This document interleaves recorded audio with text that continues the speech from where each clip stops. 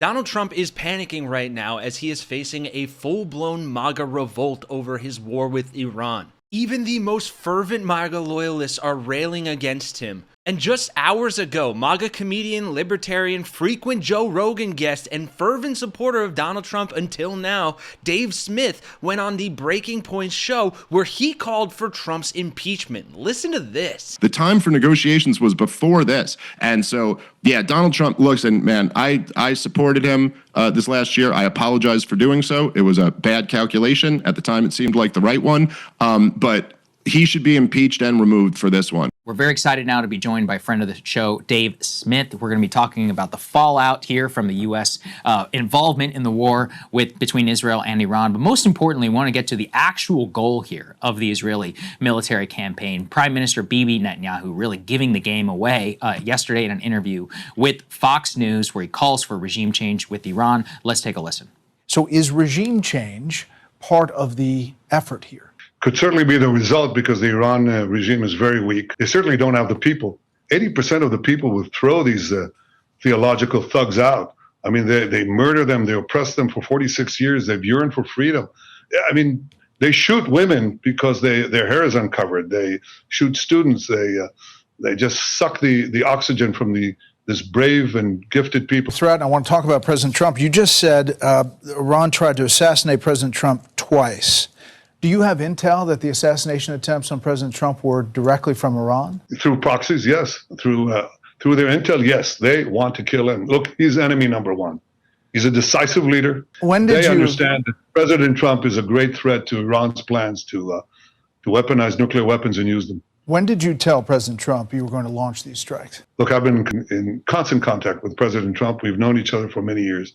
And obviously, we informed our American friends and President Trump, our great friend, ahead of time. President Trump kind of helped you achieve your strategic surprise by publicly urging you not to attack when he already knew you had decided to do it. So you were closely coordinating with the U.S. throughout this process. Look, we're fully coordinated, but understand that America under President Trump will make the decisions that are best for America. I mean, there's so much going on there, Dave. There is regime change. There is the flattery and the lies potentially about this some so-called Iranian plot to assassinate Trump. And then finally there is the, really buttering it up, but calling Trump to join him in this war on regime change. Just broadly, we want to give you the floor, both to react to that and to the entire situation here.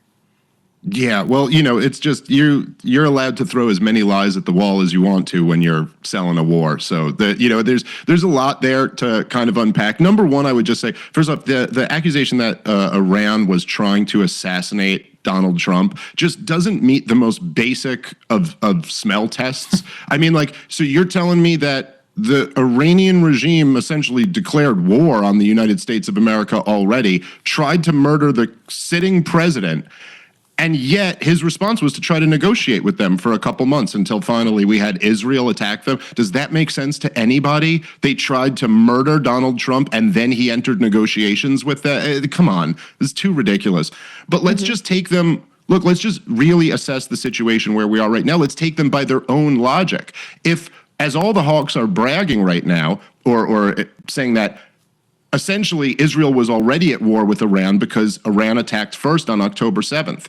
Their proxies attacked. And what does that mean? It's like when they say Iran is the #1 sponsor of terror. Do they ever have to back that up with data? Do they ever, have you ever heard one war hawk who makes the claim that Iran is the #1 sponsor of terror ever, show you, look, this is how much terrorists have gotten support from Saudi, and this is how much more they've gotten from Iran? No, they never even feel the need to make this argument. Compare how much money the U.S. has given to terrorist organizations, or Israel has given to terrorist organizations, or Israel has facilitated other countries give it. There's no objective standard here. But if essentially the standard is because Iran has given Hamas some weapons in the past, therefore they're a proxy, and therefore when they attack Israel on October 7th, Iran has attacked Israel. Well then, what is Israel attacking Iran? Other than the U.S. attacking Iran, yeah, right? So but this one is so much more devastating because it's not just that we give Israel the weapons and the money and the intelligence, but at the very least here, I mean, we had people, we had evacuation orders 24 to 48 hours before the attack came. Donald Trump is speaking out of both sides of his mouth. Netanyahu here is clearly saying that Donald Trump knew this attack was coming. He has made the most disastrous decision to lead America into another war. But it was in 2007 that the Pentagon told George W. Bush that we cannot go to war with Iran because we do not have escalation dominance against them, essentially meaning that they can hit all of our bases and embassies in the region, and we are very vulnerable to them. And we've already seen demonstrated since the Israeli attack that the Iranian the missiles that they sent last year toward Israel, as many of us guessed, that wasn't really their best. They were intentionally making an attack that wouldn't really hurt anybody, that wouldn't really lead to a war, which Iran has done over and over again. But now we've pushed them to the point where they probably don't feel that they have the option not to respond. And Donald Trump telling them to come back to the negotiating table now is a joke. Yeah. I mean, what a impotent leader to be sitting there talking about coming back to the negotiating table. It's like sitting after Pearl Harbor and telling FDR, now's the time to go negotiate with the Japanese. Right. Negotiations are over now. The time for negotiations was before this. And so, yeah, Donald Trump looks, and man, I supported him this last year. I apologize for doing so. It was a bad calculation. At the time, it seemed like the right one. But he should be impeached and removed for this one, and not on some not on some ridiculous Nancy Pelosi. Of course, the Congress will never do it because they're all a bunch of corrupt hacks. This is the one thing they support. This is like Donald Trump should be impeached and removed for this. All of his supporters should turn on him. It's the absolute betrayal of everything that he ran and campaigned on and everything that he stood for. And I will say, despite the fact that, Donald Trump supporters have been labeled like a cult following, and that certainly is true for a percentage of his supporters, he is going to lose his coalition over this. I don't just speak for myself when I say there are a lot of us who simply will not go along with this. So it's just a devastating mistake. By the way, on top of that, he's also going to lose the deportation fight because of this. Because right now he needed all the political capital he could have to turn that, you got a majority support for deportations, but the minority is very mobilized and they're out and they're protesting all around the country. He needed all of his political capital for that move. So here's what we got. The neocons win. More war abroad and, bomb the world and invite the world.